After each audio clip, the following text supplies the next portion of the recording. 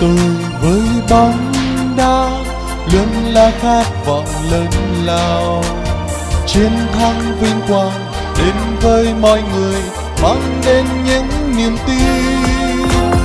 Rừng cờ sao luân sát cánh, trống vang thúc giục quyết tâm, trái bóng lăn đều giữ vững khung thành, ra sân với giấc mơ vô địch.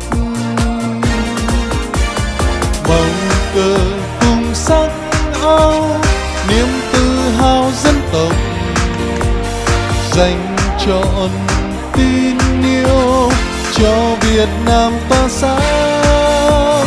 Dù còn bao gian nan, đừng lùi bước trước khó khăn, khi người hâm mộ luôn bên cạnh dấu chân.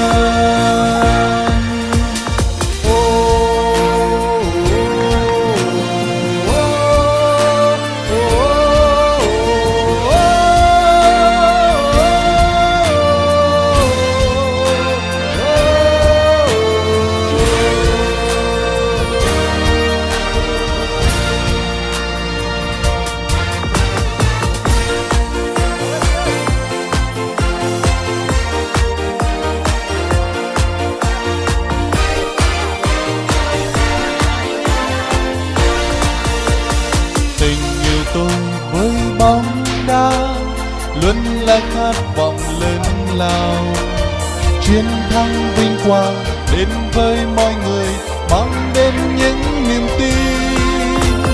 Rừng cờ sao luân sát cánh, trống vang thúc giục quyết tâm, trái bóng lăn đều giữ vững khung thành, ra sân với giấc mơ vô địch. Màu cờ cùng sắc áo, niềm tự hào dân tộc, dành trọn tin yêu cho Việt Nam tỏa sáng.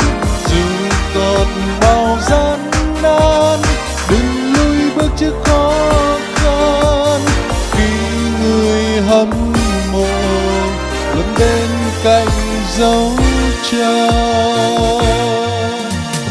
Việt Nam thắp sáng tinh thần, tay nắm tay vượt qua thử thách, để những chiến thắng dồn vang tiếng ca ăn mừng hạnh phúc tuyệt vời.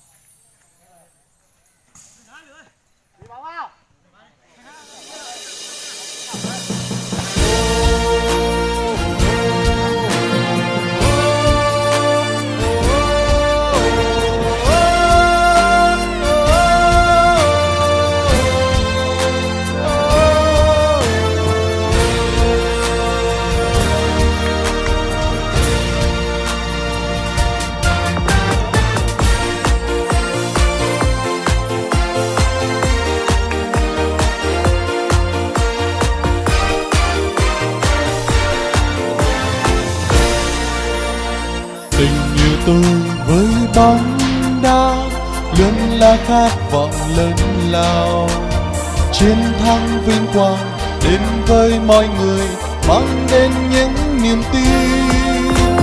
Rừng cờ sao luân sát cánh, trống vang thúc giục quyết tâm, trái bóng lăn đều giữ vững khung thành, ra sân với giấc mơ vô địch.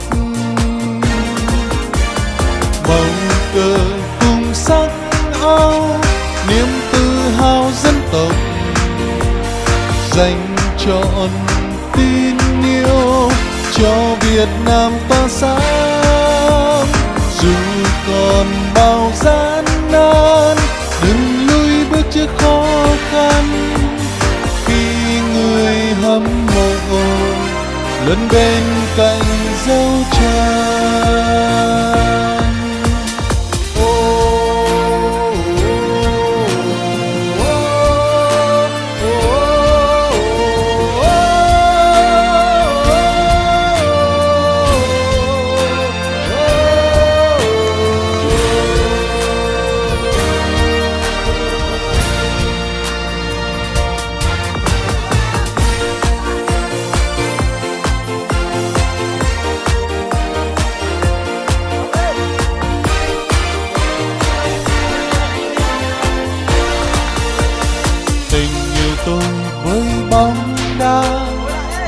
là khát vọng lớn lao. Chiến thắng vinh quang đến với mọi người, mang đến những niềm tin. Rừng cờ sao luân sát cánh, trống vang thúc giục quyết tâm. Trái băng lan đều giữ vững khung thành, ra sân với giấc mơ vô địch. Màu cờ cùng sắc áo, niềm tự hào dân tộc, dành trọn tin yêu cho Việt Nam tỏa sáng. Dù còn bao gian nan, đừng lùi bước trước khó khăn, khi người hâm mộ luôn bên cạnh dấu chân.